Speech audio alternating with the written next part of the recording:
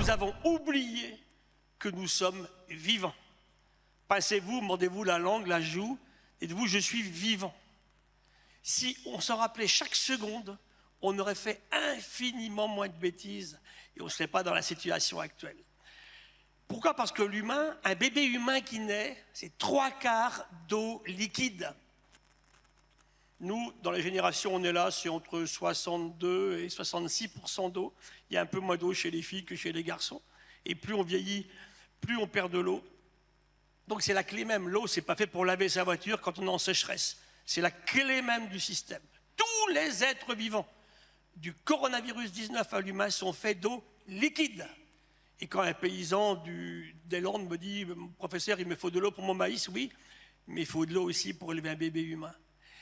Et dans cette eau, il y a du sel. Quand la Terre s'est formée, il y a un peu 4,6 milliards d'années, elle a gardé une partie de son eau, et le reste de l'eau a été amené par des bombardements de météorites. Pendant 700 millions d'années, la signature de l'océan aujourd'hui est une signature un peu extraterrestre en oxyde de deutérium. Mais cette eau, elle est la raison même de la vie sur la Terre. Bien avant l'ARN ou l'ADN, la molécule clé du vivant, c'est l'eau, l'eau liquide. Il ne faut jamais oublier que l'humanité n'a jamais connu une planète sans glace. Mais lorsque ces glaciers disparaissent, en fait, avec eux, ils emportent tout un tas de données scientifiques qui sont extrêmement précieuses. C'est vraiment l'histoire de notre planète qui est renfermée dans ces glaces. On voit déjà que le CO2, sur 800 000 ans, il a toujours changé. Il y avait des moments où, naturellement, il y avait beaucoup de CO2 dans l'atmosphère, et donc il faisait très chaud.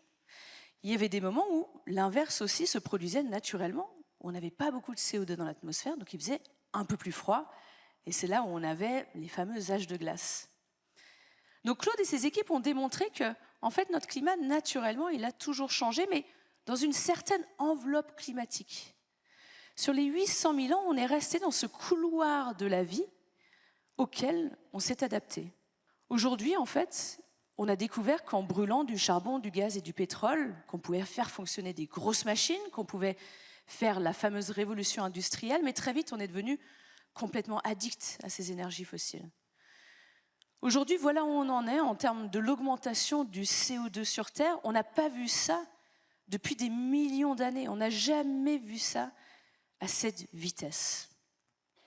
Saviez-vous que selon le World Economic Forum, 50% du PIB mondial dépend directement de la bonne santé des écosystèmes, mais seulement 0,25% de ce PIB est consacré à leur protection.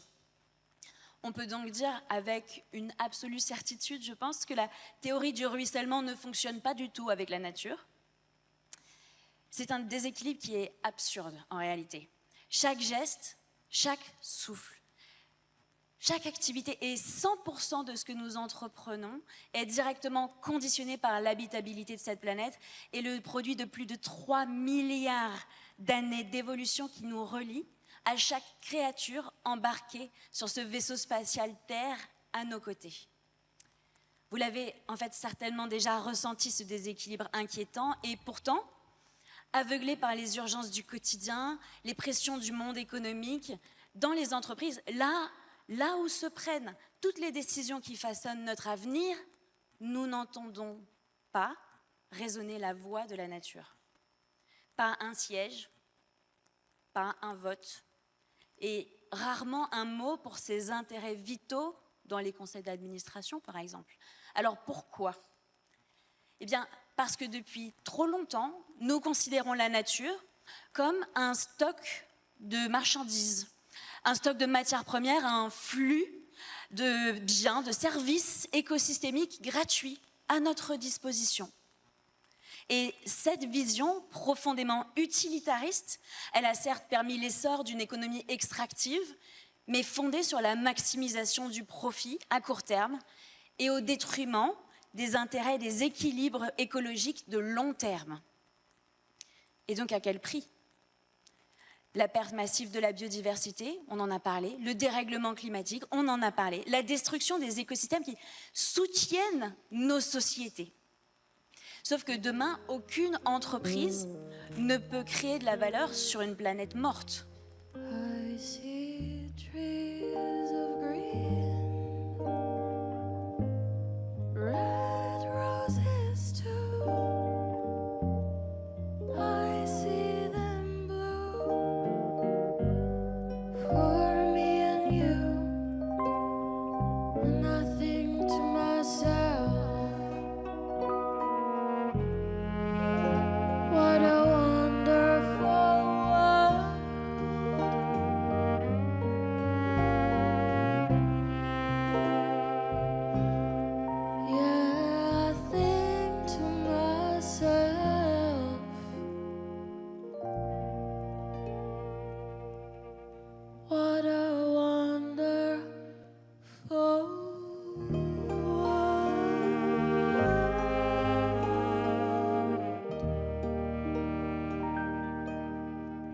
Qu'est-ce que c'est que l'économie? C'est une convention qui ignore superbement les bactéries, qui ignore superbement la flore intestinale dont vous a parlé Gilles Boeuf tout à l'heure, qui ignore superbement le Svalbard dont vous a parlé Heidi Sevest. Tout ça, ça n'existe pas dans l'économie, puisque comme vous le savez très bien, l'économie considère comme gratuite tout ce qui nous entoure sur Terre. Donc finalement, ce qui est indispensable à notre vie est gratuit dans cette convention qui est utilisée par les décideurs au quotidien. Et la seule chose, le seul indicateur agrégé, même que vous et moi, nous utilisons tous les jours, c'est l'argent. C'est le seul indicateur agrégé vraiment qu'on utilise.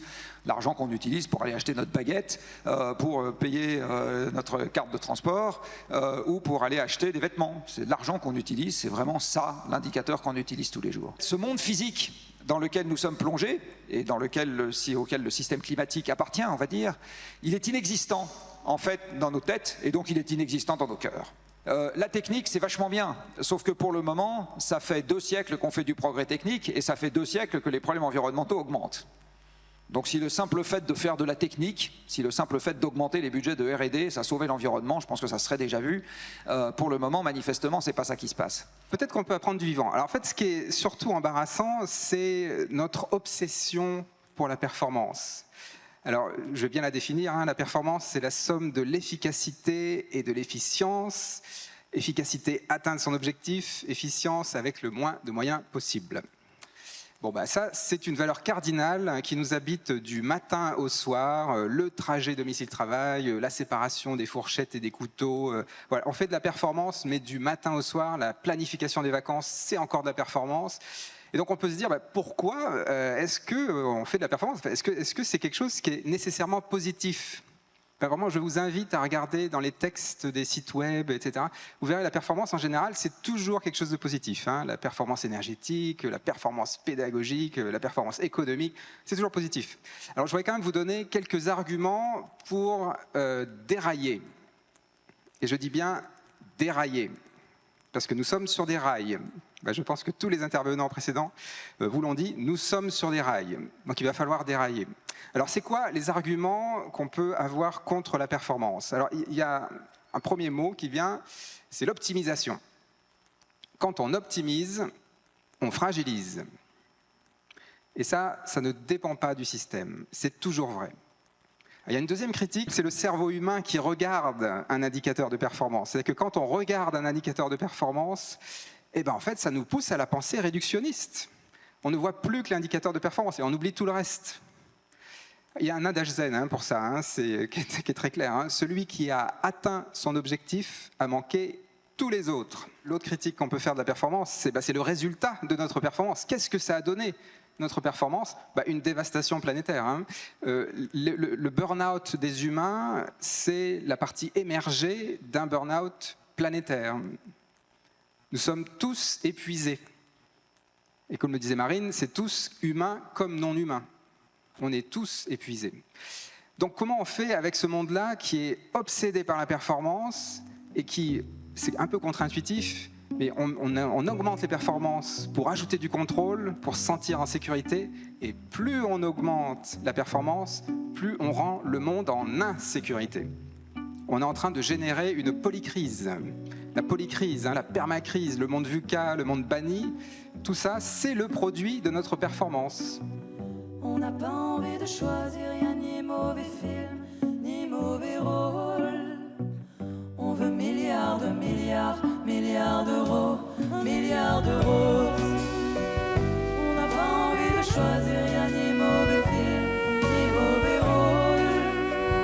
On veut milliards de milliards, milliards d'euros, milliards d'euros. Un milliard d'euros.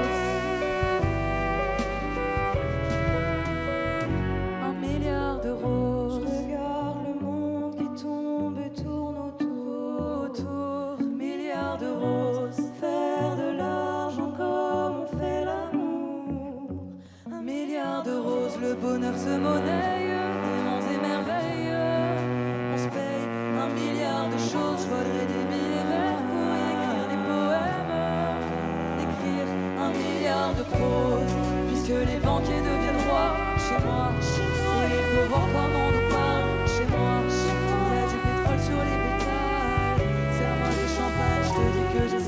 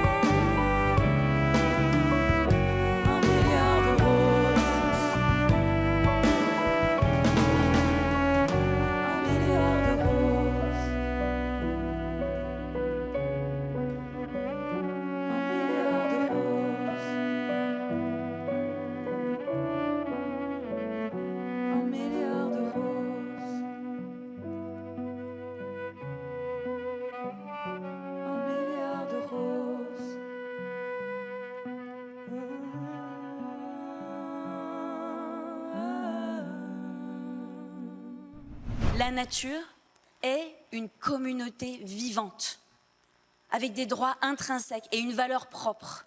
Une valeur qui n'est pas dépendante de son utilité pour nous ou du profit que nous pouvons en tirer.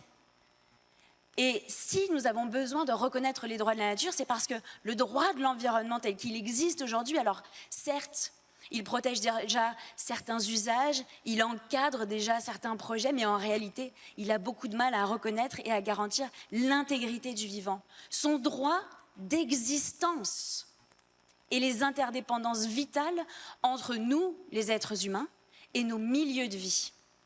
Et c'est pour ça que partout dans le monde, des initiatives se développent pour sortir de cette impasse juridique. L'Équateur a reconnu les droits de la nature dans sa constitution déjà depuis 2008.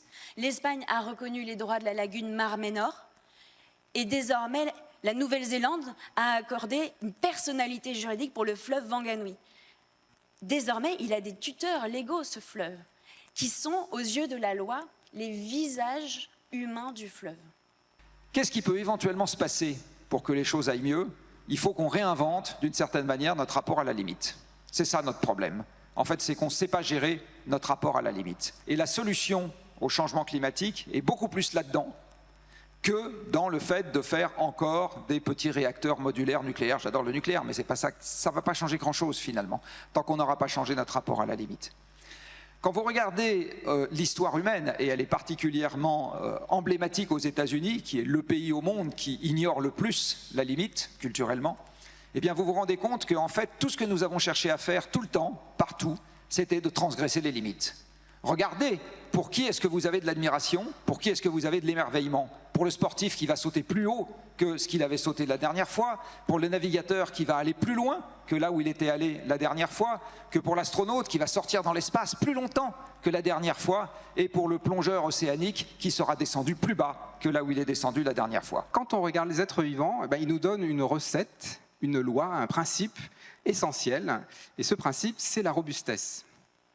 Les êtres vivants, tous les êtres vivants sont robustes. Donc la définition de la robustesse, un système qui est robuste, c'est un système qui est stable et viable malgré les fluctuations. Pensez à un arbre dans le vent. Un arbre dans le vent, il est stable malgré les fluctuations. Et c'est même mieux que ça. L'arbre va utiliser le vent pour faire son architecture. C'est le vent qui sculpte l'arbre.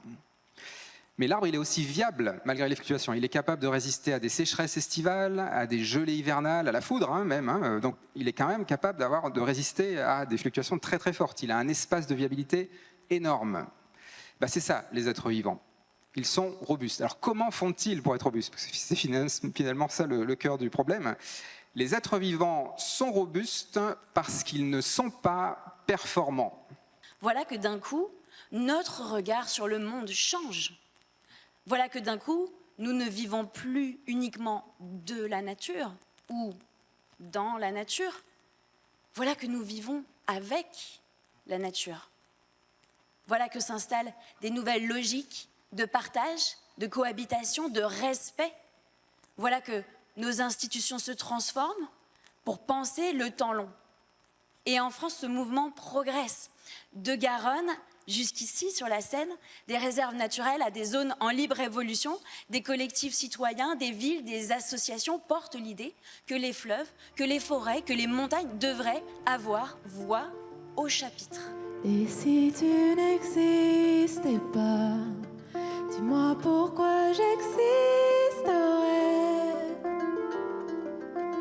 Pour traîner dans un monde sans toi, sans espoir et sans regret. Et si tu n'existais pas, j'essaierais d'inventer l'amour comme un peintre qui voit sous ses doigts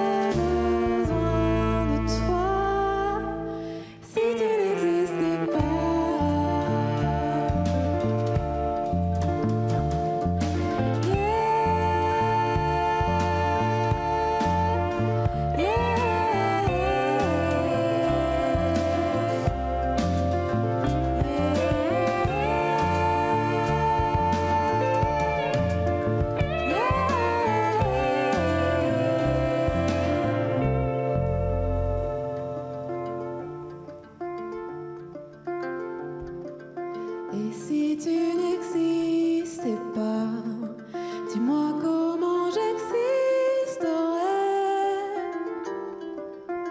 Je pourrais faire semblant d'être moi, mais je ne serais pas vrai. Et si tu n'existais pas, je crois que je l'aurais trouvé. Le secret de la vie, le pourquoi, simplement pour te guérir et pour te regarder. Si tu n'existais pas. On sait que les activités humaines sont responsables du changement climatique. C'est implacable aujourd'hui, c'est indiscutable. Mais le problème, c'est que nous, les écosystèmes que nous étudions, ils sont en train de réagir extrêmement rapidement à cette augmentation de température. Prenons par exemple ce qui se passe au niveau de nos glaciers de montagne. Ce que l'on observe aujourd'hui, c'est que nos montagnes sont en train de s'effondrer sous le coup du changement climatique. Parfois, en s'effondrant, comme en Suisse dernièrement, quand les montagnes s'effondrent, parfois elles s'effondrent sur des glaciers, et parfois même ces glaciers s'effondrent sur des villages. Aujourd'hui, n'oublions jamais le lien entre ces émissions de gaz à effet de serre et les glaciers, comme ce qui s'est passé en Suisse. Pour chaque tonne de CO2 que nous émettons, c'est 16 tonnes de glace qui fondent. Donc aujourd'hui, à nous de décider ce qui va se passer dans nos montagnes. À nous de décider à quel point on veut faire face à ces risques aujourd'hui. On a tous le souvenir de ce qui s'est passé à Blatten, en Suisse, avec l'effondrement du glacier. Mais tout ça, on est en train de le voir absolument partout sur Terre aujourd'hui. Nos glaciers de montagne, on est en train de les perdre. Et si on ne réagit pas très vite, chez nous, dans les Alpes, on risque de perdre 90% de ces glaciers d'ici la fin du siècle. Donc à nous de décider jusqu'où on veut faire face à ces risques. Les tout petits points jaunes, ce sont des milliards de virus dans une goutte d'eau. Les moyens points jaunes, ce sont des bactéries. Et les gros points jaunes, ce sont des protistes. Les protistes, ce sont de grosses cellules, plus grosses qu'une bactérie avec un noyau. Par exemple, les microalgues, le phytoplancton, les levures. Alors on me dit, le levure, on s'en fout. Attendez, sans levure, pas de pain, pas de vin, pas de bière, pas de fromage, pas de français. Alors là, je vois les hommes politiques ou les entrepreneurs, ah bah oui, peut-être que votre biodiversité, c'est autre chose que des éléphants et des girafes, effectivement. Hein. Donc les micro-organismes sont essentiels. Un corps humain, tous ici dans la salle, vous êtes beaux, intelligents, vous êtes remplis de trucs partout, les trous de nez, les oreilles, un tube digestif, un vagin féminin, c'est rempli de bactéries, 1000 espèces. Ce qui veut dire que, et on sait maintenant que le moindre désordre de relation entre ces micro-organismes dans nous et sur nous, ce sont des pathologies comme l'obésité, le diabète de type 2, l'hypertension artérielle, des relations avec l'autisme, avec Alzheimer. Peut-être que finalement c'est important. Il n'y a pas que les glaciers de montagne qui sont en train de changer aujourd'hui, il y a aussi la banquise au niveau du pôle Nord. Je voulais vous parler de la banquise du pôle Nord aujourd'hui, parce que finalement, ce qui se passe au niveau du pôle Nord nous impacte directement. Cette banquise, c'est vraiment de la glace qui flotte sur l'océan glacial arctique. Et pourquoi est-ce qu'elle est importante, cette banquise? Parce que dans l'Arctique, ce grand couvercle blanc qui recouvre cet océan nous permet de stabiliser le climat global. Cette banquise, en fait, on n'y pense peut-être pas tous les jours, mais on en a énormément besoin. Parce que dans l'Arctique, figurez-vous que pendant l'été, il fait jour 24 heures sur 24. Donc le fait d'avoir un couvercle blanc qui recouvre un océan qui est très foncé, ça nous permet d'avoir comme un climatiseur naturel au niveau du pôle Nord. Cette banquise, malheureusement, en 40 ans, cette banquise, elle a énormément changé. Les dernières images satellites nous montrent que En 40 ans, on a perdu la moitié de la superficie de banquise sur Terre et qu'on a perdu les 3/4 de son volume. Donc plus cette banquise elle fond, plus ce couvercle blanc qui renvoie les rayons du soleil dans l'espace fond, plus à la place on a un océan qui lui est très foncé, qui lui absorbe les rayons du soleil et catalyse le réchauffement au niveau du pôle Nord, au niveau de l'Arctique. Et aujourd'hui, on est en train de réaliser que plus cette banquise on la perd, et bien plus cela chez nous va causer des phénomènes météorologiques extrêmes. Et on en a tous vécu ces derniers temps. Autant on peut avoir des grandes masses d'air froide qui vont descendre très loin vers le sud et causer chez nous des précipitations très très intenses, des événements très coûteux, très destructeurs.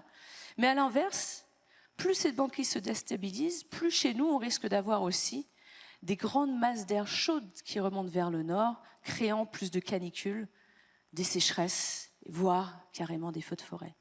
Un océan. Il n'y a pas des océans. Mes amis du Vendée Globe, quand ils font le tour de la planète, ne rencontrent pas de barrières sur les géographes qui ont mis des pointillés sur des cartes. Un seul océan. Tous communiquent. Connectivité de l'océan. Stabilité. Il est beaucoup plus stable que les milieux continentaux aériens, l'océan. Depuis 100 millions d'années, il a à peu près la même composition. Et il est salé. Ça, c'est super intéressant. Regardez avec tendresse votre prochaine prise de sang. Promettez-le-moi. Hein. Vous allez voir le ionogramme. 142 millimoles de sodium dans votre sang en ce moment-là, tous, hein. 105 millimoles de chlorure, 3-4 millimoles de potassium. C'est quoi? Ben, c'est l'histoire de la vie qui est née dans l'océan ancestral sur la Terre, il y a un peu moins de 4000 millions d'années, en fait. Hein. Vous racontez l'histoire de l'évolution du vivant. La pression osmotique qu'on mesure comme ça, les sels de l'océan, c'est 1050 partout. À 400 mètres de fond, c'est le même. Un humain, c'est 302. Vous avez tous un petit océan au sein de chacun d'entre vous, 3 fois moins salé que le grand frère. Donc, on est fait d'eau, on a un petit océan, on est rempli de bactéries. C'est pas mal. C'est quoi l'humain par rapport à tout ça? Un animal. Pas n'importe lequel, hein. Mais par exemple, je vais vous surprendre. Vous avez la même glande thyroïde qu'une truite. Voilà. Que ça plaise ou pas, c'est comme ça. Ah! Et la truite, sa glande thyroïde, vous donne les hormones thyroïdiennes fabuleuses que le vivant invente il y a 800 millions d'années sur un petit acide aminé. 1 atome d'iode, 2 atomes d'iode, 3 atomes d'iode, 4 atomes d'iode, la thyroxine.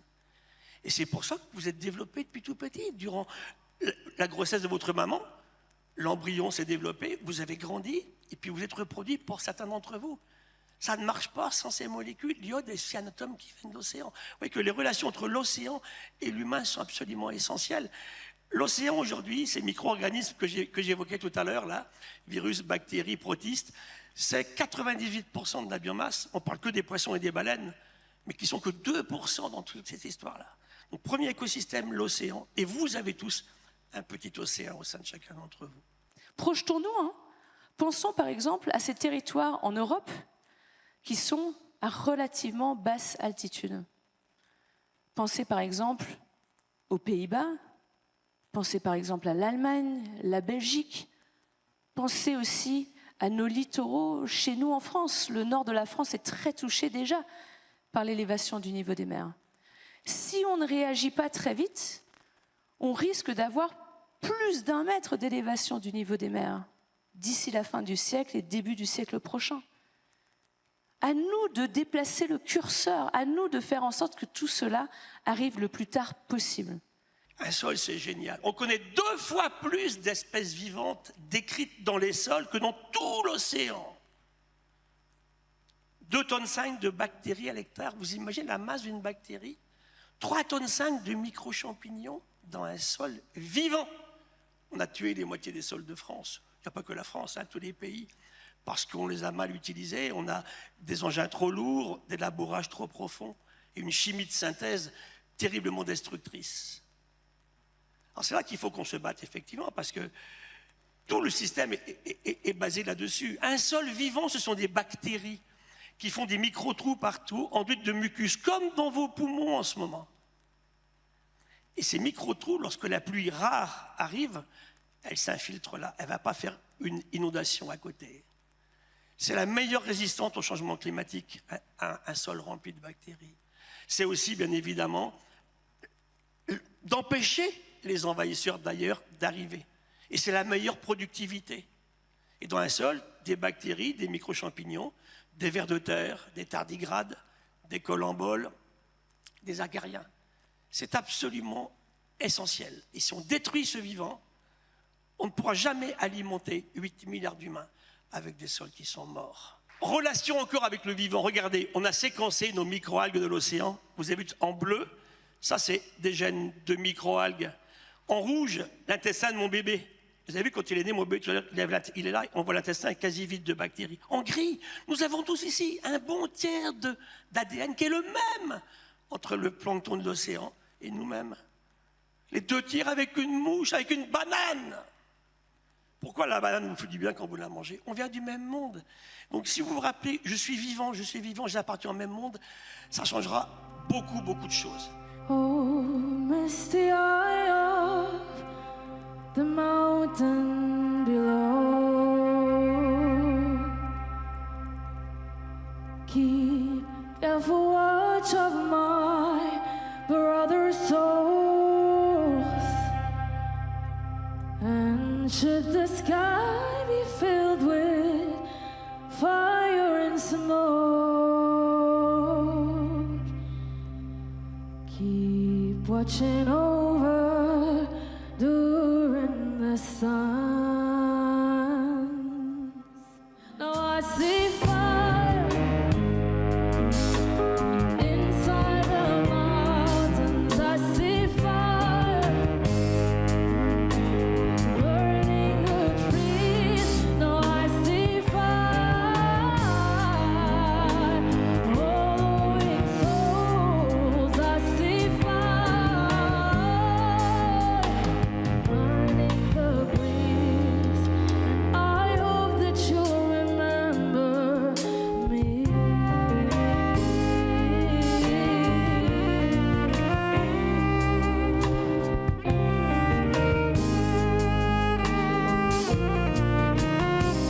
No, if the night is burning, I will cover my eyes. For if the dawn returns, then my brothers will die. And if the sky is slowing down and crushed into this lonely dawn, then with that shadow upon the ground, I hear my people screaming out. No, I see fire inside the mountains. I see fire burning the trees. No, I see fire hollowing souls. I see fire burning the leaves. No, I see fire. Oh, you know I saw the city burning. No, I see fire. Feel the heat on my skin. No, I see fire.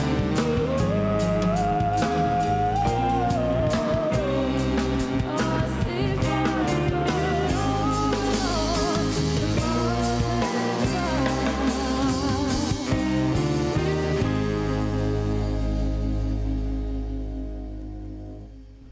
La robustesse, c'est un potentiel. La performance, c'est quand on dissipe le potentiel. Alors vous voyez bien que ça doit nous éclairer, nous, société humaine, entreprise. Parce que pendant très longtemps, on a cru qu'une entreprise se mettait en capacité quand elle augmentait ses performances. Eh bien non.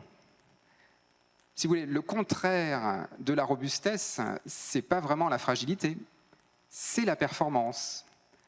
Quand on fait de la performance, quand on s'optimise, on se canalise. Efficacité, efficience, on devient très spécialisé, très optimisé, très adapté, et donc très peu adaptable. Quand on est très adapté, dans un monde fluctuant, c'est suicidaire. Donc évidemment que dans un monde qui va devenir de plus en plus fluctuant, il faudra être de plus en plus adaptable. Donc il va falloir basculer de la performance à la robustesse. Alors ce qui est très joyeux là-dedans, c'est que le monde de la robustesse est nettement plus intéressant. Il faut quand même réaliser que le monde de la performance, et je pense qu'on est très nombreux à le réaliser ici, le monde de la performance, c'est le monde de l'autoroute. On arrive très vite à destination, hein, et on n'a rencontré absolument personne sur la route. Le monde de la performance, c'est un monde qui est très triste. Le monde de la robustesse, c'est un monde où on interagit, où on prend plus de temps. Si vous voulez, le monde de la performance, c'est on veut arriver à destination plus vite. Alors, comme disait Pierre Desproges, hein, il n'y aura pas de survivants. Hein. Donc voilà, je ne sais pas s'il faut vraiment arriver plus vite à destination. La vie, c'est le chemin, hein, ce n'est pas la destination. Hein. Alors, cette robustesse, comment ça peut se décliner dans l'entreprise, dans les 2 minutes qui me restent? En fait, il y a plein de choses à imaginer, mais surtout, il faut réaliser que quand on bascule de la performance, de la performance à la robustesse, l'impossible devient possible. C'est ça qui est incroyable, c'est que l'impossible reste impossible quand on reste sur les rails de la performance. Aujourd'hui, c'est vraiment à nous de se poser la question, est-ce qu'on veut que notre avenir à tous, il soit écrit par les mains de quelques-uns, pour leur propre intérêt, ou est-ce qu'on veut peut-être reprendre les rênes de tout ça et écrire notre avenir tous ensemble? Parce que c'est vraiment ce dont on a besoin aujourd'hui. Le changement climatique, c'est l'affaire de tous. Le changement climatique, ce n'est pas que des glaciers qui fondent. C'est quoi? C'est de lutter contre les inégalités, lutter contre le changement climatique. C'est de lutter pour notre agriculture, c'est lutter pour notre biodiversité, c'est lutter pour notre santé, c'est lutter pour notre économie aussi, lutter contre le changement climatique. C'est lutter pour notre bien-être. Si on n'a pas compris ça aujourd'hui, clairement, c'est qu'on n'a rien compris. Le moment pour agir, évidemment, le meilleur, c'était il y a 50 ans, je pense qu'on est tous d'accord. Le deuxième meilleur moment pour agir, il est maintenant. Le moment est sérieux. La pire des actions, ça serait l'inaction. Qu'est-ce qu'il nous apporte, ce vivant? Il nous apporte la régulation du climat. On s'habille, du cuir, de la soie, de la laine, tout ce que vous voulez, du coton. On se nourrit. On se soigne, la moitié des médicaments dans une pharmacie sont d'origine naturelle. On se protège, on s'abrite, regardez le toit ici par exemple. Et puis surtout, on s'inspire et enfin on s'émerveille. Et je pense que l'émerveillement est une clé absolument indispensable vis-à-vis de ce vivant. Une libellule, elle vole à 90 km/h avec quelques watts. Comment fait-elle? Elle voit 300 images à la seconde, à 360 degrés. Et le plus fabuleux festival, c'est l'accélération. Un pilote de Rafale, à 8G, il crache son Rafale, ça coûte cher pour le contribuable. Hein. Ma libellule, elle prend 30 G tous les jours depuis 345 millions d'années. Qu'est-ce qu'on attend pour aller regarder, admirer, s'émerveiller? Il s'agit désormais de faire entrer la nature dans la gouvernance de nos entreprises, de mettre fin à son invisibilisation pour sortir d'une relation qui est à la fois très dégradée, mais aussi profondément dégradante avec le vivant. Et j'ai besoin de tout le monde pour terminer. J'ai besoin de la science qui n'est pas une opinion. J'ai besoin de la politique. Je suis ceux qui pensent que ce n'est pas uniquement l'apanage des écologistes, ils ont leur rôle bien évidemment, mais chaque parti politique, s'il veut harmoniser l'humain avec sa planète, doit faire de l'écologie scientifique. C'est bien sûr aussi tout ce qui est le monde des ONG, des citoyens, les sciences participatives, et enfin les entreprises. Et c'est pourquoi je suis là ce soir avec vous, hein. On a vraiment besoin de vous. Aujourd'hui, bon, je travaille avec des entreprises à mission à l'heure actuelle, notre monde sera inassurable demain si on laisse dériver le système au niveau climat et au niveau de l'effondrement du vivant. On aime ce vivant, on l'admire, on a envie de l'imiter, on a envie de se faire imiter, on a envie de travailler mieux sur des solutions liées à ce vivant. Et puis on se prépare un avenir un peu plus sympa que ce qu'on vit aujourd'hui. Et chacune de ces victoires, obtenues pour remédier à l'invisibilisation de certaines catégories d'êtres qui sont pourtant absolument indispensables à la bonne santé de l'entreprise, ont induit une plus grande richesse dans la gouvernance du monde des affaires, mais en fait surtout profondément changer notre société. Alors, pensons à l'avenir. Après les travailleurs, les femmes, il est temps de faire à la nature une place dans les décisions économiques. Et ce n'est absolument pas une utopie. Au Royaume-Uni, l'entreprise Face in Nature a nommé un administrateur gardien de la nature dans son board. Patagonia, vous en avez certainement entendu parler, a placé la totalité de ses actions sous la responsabilité d'un trust à vocation environnementale. Désormais, la Terre est son unique actionnaire. Et en France, Norcis a choisi de confier à la nature la présidence de sa fondation actionnaire, mais aussi de lui faire une place dans son conseil d'éthique, son comité de mission et son comité social et économique. Et ces exemples, ils prouvent tout simplement qu'un autre modèle est possible, que c'est possible, mais que c'est aussi cohérent et que c'est innovant. Et c'est exactement ce que nous portons avec Wild Legal. It's a god of a small affair. There's a girl with some mousy hair. But his mommy is yelling now, and her daddy is telling her to go. But her friend is nowhere to be seen. As she walks through a sunken dream to the seat with the clearest view, and she's hooked to the silver screen. But the film isn't sad anymore, for she lived in 10 times or more. She could spit in the eyes of fools, and they ask her to focus on silver, fighting in the dance hall. Out there, look at those cavemen go. With the video show, take a look at the low man beating up the wrong guy. Out there, I wanna live forever now. This is the best-selling show in the life of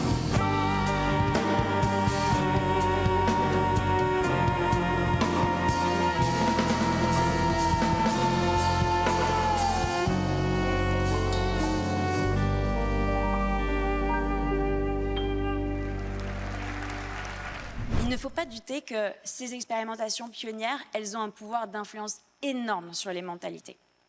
Et en travaillant ensemble avec des syndicats, des réseaux comme GenAct, des mutuelles, des PME, nous pouvons construire un collectif qui saura, à terme, aboutir, et j'en suis sûre, à l'adoption d'une loi qui fera enfin entrer la nature dans les conseils d'administration. Il s'agit vraiment de construire un modèle de gouvernance qui est conscient que notre prospérité économique dépend d'un cadre de vie stable, d'un climat stable, de milieux intègres, en bonne santé, que représenter la nature et ses intérêts, c'est sortir d'une logique de marchandisation du vivant, réinscrire les activités humaines dans une relation qui soit juste, qui soit saine, une relation de réciprocité avec les milieux et les autres êtres vivants. Et enfin, intégrer les besoins de la nature, c'est nécessaire, parce qu'il faut engager une bifurcation des modèles d'affaires vers ce fameux modèle régénératif, conscient que nous avons une dette écologique énorme. Concrètement, ça implique intégrer dans les conseils d'administration des administratrices, des administrateurs qui sont capables de défendre ces liens d'interdépendance avec le vivant et de nous rappeler constamment nos responsabilités vis-à-vis des autres qu'humains et des milieux qui sont, eux, directement concernés par les conséquences de nos choix économiques. On a besoin, dans cette histoire, de philosophes, on a besoin de conteurs, on a besoin d'artistes, on a besoin, alors je suis d'accord avec Gilles Boeuf, de politiques bien inspirées, pour le moment on les cherche un peu, on a besoin de gens qui vont parler à nos émotions et de gens qui vont nous proposer des projets qui vont nous donner envie d'avancer, mais qui ne seront pas des projets strictement techniques. La technique, elle est juste au service de ce genre de choses. Et il faut lui donner un cadre dans lequel s'exprimer, et il ne faut pas sortir de ce cadre. Il y a un besoin, quelque part, de remettre de l'éthique dans la technique. Donc il va falloir que dans nos cervelles, on accepte quelque chose de très désagréable, qui consiste à dire que la paix, le fait qu'on vive ensemble de manière harmonieuse, le fait qu'on respire un air sain, en tout cas un peu plus sain parfois que celui qu'on respire, le fait qu'on boive une eau sympathique, le fait qu'il y ait de la biodiversité, etc., on accepte de le payer d'une forme de baisse de nos possessions matérielles aujourd'hui. Voilà, c'est ça qu'il faut qu'on arrive à faire, et c'est évidemment extrêmement désagréable. Et c'est très très loin des préoccupations standards du chef d'entreprise qui se dit que quand même, si son chiffre d'affaires pouvait augmenter d'une année sur l'autre, ça serait pas plus mal. L'accord de Paris, il dit une chose, il dit que nous allons essayer de limiter la hausse de la moyenne planétaire de pas avoir une hausse de la moyenne planétaire qui aille au-delà de 2 degrés. Ça veut dire, en termes très concrets, que les émissions planétaires doivent baisser de 5% par an, tous les ans, à partir de maintenant. 5% par an, tous les ans. Donc 5% en 2026, parce que 2025 c'est fini, puis 5% de plus en 2027, puis 5% de plus en 2028, puis etc. Il y a 2 ans, sur le dernier siècle, où les émissions ont baissé de 5%. Elles ont baissé de 5% l'année du Covid. Donc il faudrait un Covid supplémentaire par an, tous les ans, pour qu'on tienne les 2 degrés. Et 1945, c'est-à-dire l'année où le parc industriel de l'Allemagne et du Japon a disparu. Voilà, ça c'est 2 années où on a perdu 5% d'émissions. Il faudrait perdre 5% d'émissions tous les ans, à partir de maintenant, si on veut maintenir le réchauffement climatique sous 2 degrés. Alors une fois que je vous ai dit ça, vous comprenez que ce n'est pas en faisant un peu plus de R&D dans les entreprises qu'on va y arriver. Ça demande vraiment une révolution, et ça demande une révolution avant tout dans nos cervelles, parce qu'il n'y a que là qu'elle peut avoir lieu. Je vais juste peut-être une petite citation de Michel Serres. Michel Serres, il disait « L'utopie n'existe pas, c'est juste qu'elle n'a pas encore trouvé son lieu. » Je vous remercie.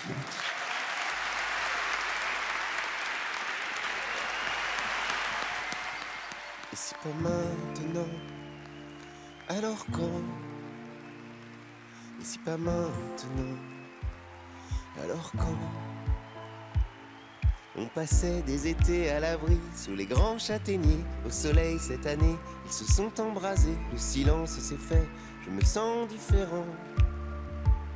Sur les cendres glacées, j'entrevois les dénis du passé. D'un côté du miroir, ressources illimitées, et de l'autre, il nous faut réfléchir autrement. On changera pas le monde en mode autofocus, on sauvera pas la terre sans l'aimer un peu plus. Écoutons le vivant, il sait depuis longtemps qu'on n'aura plus d'affaires à faire quand on aura atteint nos limites planétaires. Et si pas maintenant, alors quand? Et si pas maintenant, alors quand? Et si pas maintenant, alors quand? Alors quand?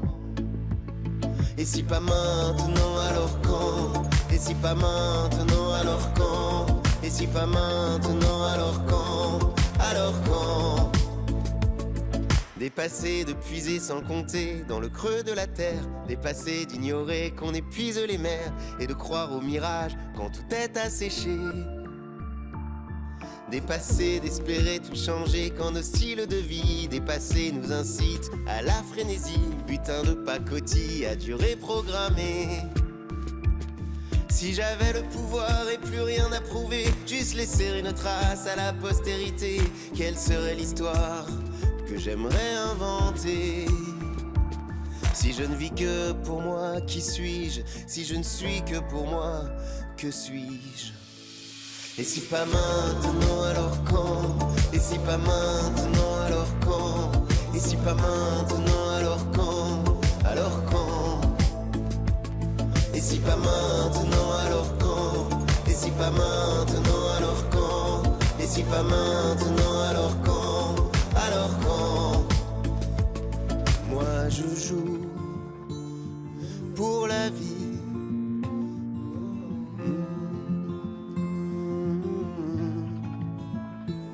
Nous sommes de celles et ceux qui pouvons agir, encore de celles et ceux qui pouvons choisir. Play for life, play for life. Nous sommes de celles et ceux qui pourront agir, encore de celles et ceux qui pourront choisir. Play for life, play for life. Nous sommes de celles et ceux qui pourront agir, encore de celles et ceux qui pourront choisir. Play for life, play for life. Nous sommes de celles et ceux qui pourront agir, encore de celles et ceux qui pourront choisir. Play for life, play for life.